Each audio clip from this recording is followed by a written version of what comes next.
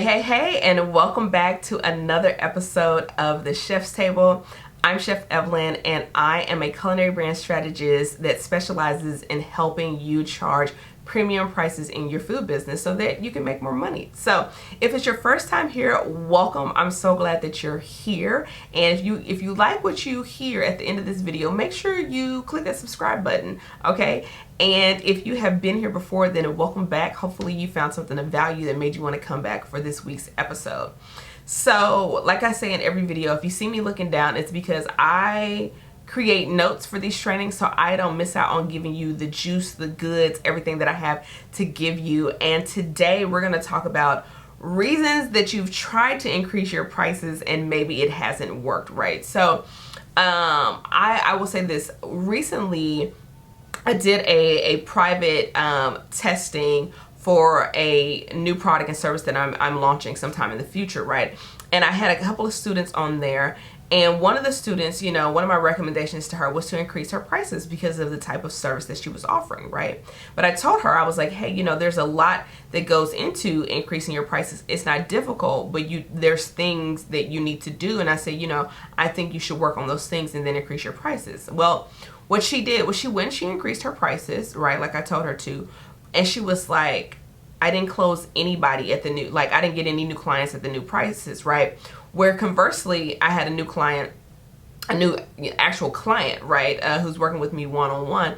And in our first session, I was like, let's get into the nitty gritty of this and go increase your prices. She had a call with somebody after me and she booked them at those prices, right?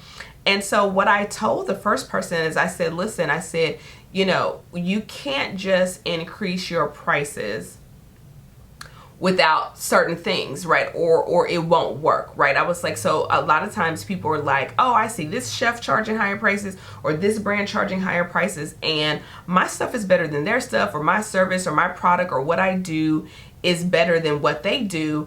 And so I'm just going to increase my prices, right? Or one of the most dangerous things that I see people doing. And listen, I was guilty of it many moons ago. So this is not judgment, but this is just like, a little red flag warning, is that, people go and they look around and see what other people are charging, right? Like, oh, okay, so they're charging that much for their personal chef service, so I should at least be able to get that much. Oh, and they're charging this much for their dinner party, so I should at least be able to get this much. And oh, they're charging this much for that brand sponsorship, so I should at least be able to get this much.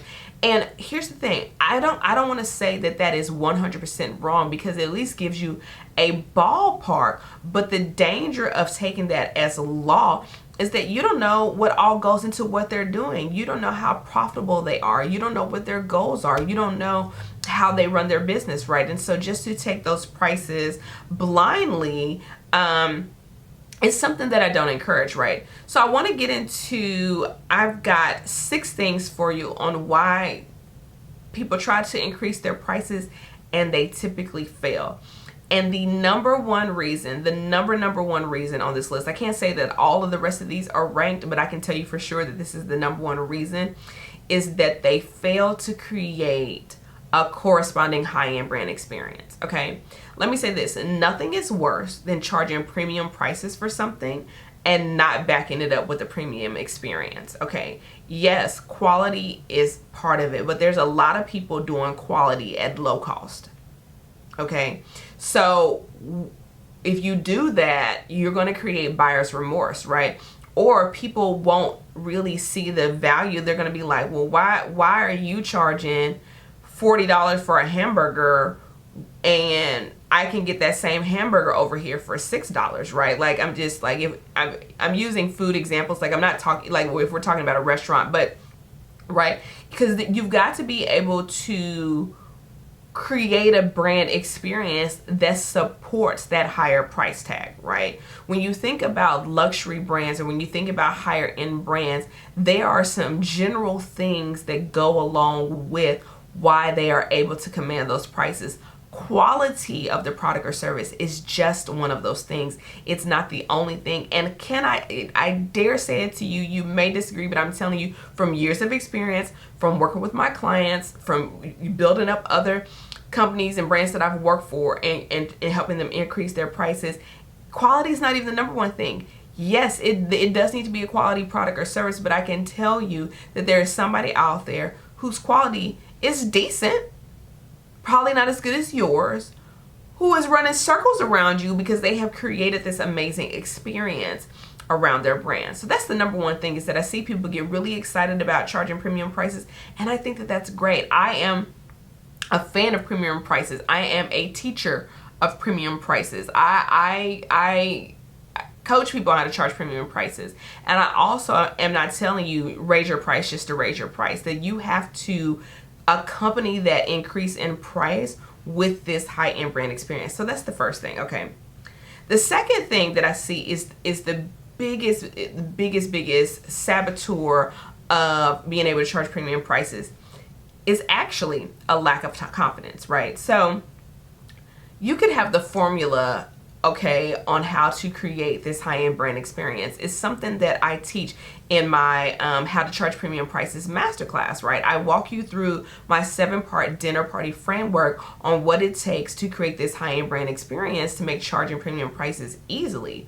But one of the things that I include in there is how to have the confidence to charge premium prices, because you can have the process laid out, but if you don't believe that your business is worth premium prices, that you are worth premium prices, if you don't have the belief that people are happy to pay higher prices, want to pay higher prices, can pay higher prices, right? Like, if you don't really believe that, like, there's nothing anybody can do until you have the confidence, right? So it's not even the confidence in your own ability. Listen, you know that you're a great cook. You know that your product or service is amazing, right? So that's not really the issue.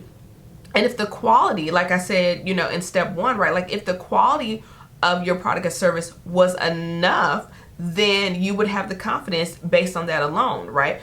I know that there are some chefs that probably can cook me under a table, okay, that they're so talented, right? But I also knew that I could charge more than them because of the brand experience. I had the confidence. I understood a luxury buyer. I understood, a high-end brand experience, right? And so I had the confidence in that. And I take my chef's table experience clients and my one-on-one clients through an exercise to really help them build up their confidence, right? Like, yes, they get the step-by-step framework of how to build this high-end culinary brand that commands higher prices, but there's also some work to be done around having the confidence to charge those higher prices and receive them with ease, right? That it's not about negotiation. It's not about people having sticker shock. It's not about people wanting to negotiate your invoices or nitpick your proposal line by line and do all these things. Like, no, there's a way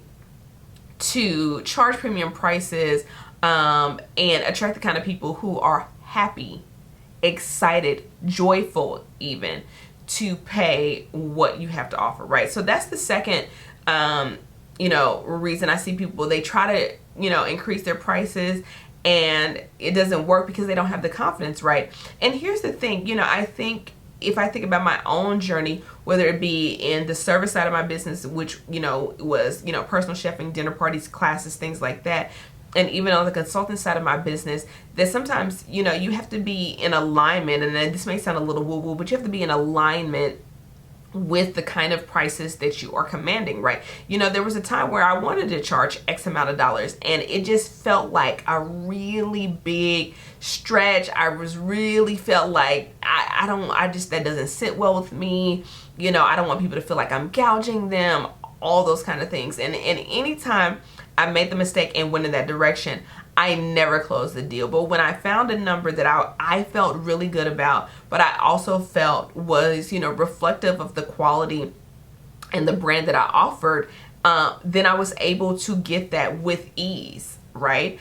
And so the same thing is true here. So if you don't have the confidence to charge higher prices, that could be one reason why you've increased your prices and it's not working. Okay, so let's get into number 3 on why you may have tried to increase your prices in your food business and it hasn't worked, okay? And that is because your brand identity is not clear, okay? you don't really know how to communicate directly and indirectly that you have a high-end brand, right? There's so many things that are communicated in higher luxury products and services, regardless of category, before a sale is made and after the transaction is completed, right? And so a lot of people are only focused on the actual moment of the transaction of, did you book the client? Did you make the sale? Did you sell the product, right? But there's so much that has to be communicated and needs to be communicated prior to that point. And then there's so much that needs to happen even after that's done to really justify having these premium prices, right? And so what happens is people just try to, increase their prices, and then, they feel like they're off to the races, and they don't have hardly any of the things in place even beforehand that makes the facilitation of that sale seamless. It makes it easy. It makes it a no-brainer. Like, let me tell you, one of my favorite things about the people that I work with is by the time they get to the point where they're ready to work with me, whether work with me one-on-one or join my group program, the Chef's Table, or take an intensive with me, they are pretty much 99.999% sure that they're already ready to go. Very rarely, I don't think people even make it to the point where, they're ready to invest, because I try to communicate as much as possible in my brand and give, and create this experience that only the people who are really serious and who are ready to make that kind of investment work with me. That can be the same thing in your business, right? I used to do that all the time in my chef business. Even with teaching cooking classes, dinner parties, catering, personal chefing, events that I used to do, right? By the time people got ready to make a decision, their mind was already made up, right? Because of the things that I had put in place to directly and indirectly communicate, that I was a brand that charged premium prices, right? And so when you're not clear on your brand identity and you don't know how to effectively communicate those things, right, then sometimes people can get sticker shock when they, encounter your price point, right? And we don't want that. We don't want people to get sticker shock, right? Like, think about this, for instance. If you're coming to me to learn about how to charge premium prices in your food brand, then it's not going to be a surprise to you that if you were to work with me, you're going to invest at a premium level, okay? The clients who work with me are ready to invest at a premium. They're excited about it. They're looking forward to it. They've been waiting on this opportunity, right? And the same can be true in your business. But if you just think that you're just gonna, increase that price tag and then the dough is just gonna start rolling in, and you're not going to have to make some adjustments on the front end and on the back end, right? Then either people are going to have sticker shock when they encounter the prices of your product and services, or they're going to have buyer's remorse because they're like, this is it. This is what I paid for, right? And so you don't want any of that. The key when it comes to charging premium prices is that yes, you want to be compensated well for your skill level and expertise and the overall experience you provide, but you want people to feel like that they're getting their money's worth, right? And that's not about, everything has to be, lobster tails and truffles and the most expensive ingredients, but they need to feel like that it was well worth it, that it was their pleasure to, invest in themselves, invest in an experience at that level, right? And that it was worth it, right? Like, think about there times in your life where you quote unquote splurged on something, right? And you didn't regret it. You were like, yes, it was out of my budget, or yes, it was more than I originally thought I wanted to pay, or yes, like I saved for this or whatever, but it was worth every penny, right? And then think about the times where you did that and you were like, I wasted my money, right? We don't want to be that latter category of people where people feel like, it was fine, like I got what they said I was going to get, but it wasn't all that I thought it was going to be, right? So that is the third thing. The fourth thing that what I see when people are trying, when chefs are trying to increase their prices and it's not really working, is because they're trying to do it alone, right? And listen, the secret, it's not even a secret, right? When you look at successful people in any industry, they're not doing it alone. Simone Biles has a coach. Serena Williams has a coach. Michael Jordan had a coach, right? Beyonce has choreographers and stylists and makeup artists and musical directors, right? Like, they're not doing it alone. They know that there are people who are better at certain things than me, that can help me create this brand experience, right?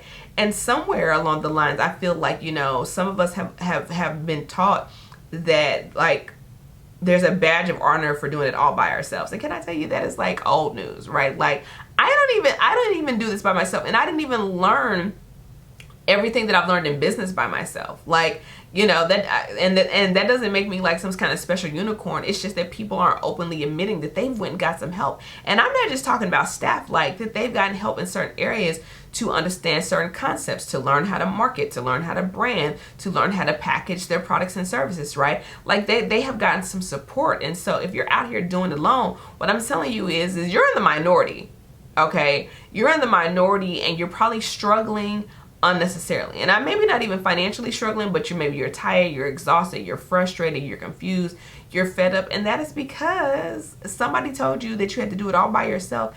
And just quite frankly, that is just untrue, right?